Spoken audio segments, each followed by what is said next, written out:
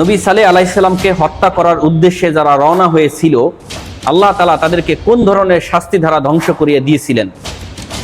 Option ক, পাথর বর্ষণ; খ, প্রচন্ড ঘূর্ণিঝড়; গ, ভূমিধস; গ, বজ্রপাত। ইনশাল্লাহ আমি আল্লাহর উপর ভরসা রেখে বলতেছি, উত্তর হচ্ছে ঘ, ভূমিধস। ভূমিধস।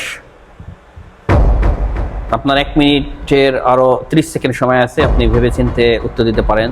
পাথর বর্ষণ আছে, বজ্রপাত আছে, প্রচন্ড ঘূর্ণিঝড়। যদি সংশয় থাকে আপনি 50-50 চান্স নিতে পারেন।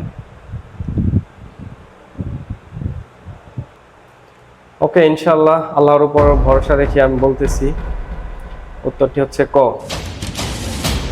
পাথর বর্ষণ। পাথর বর্ষণ।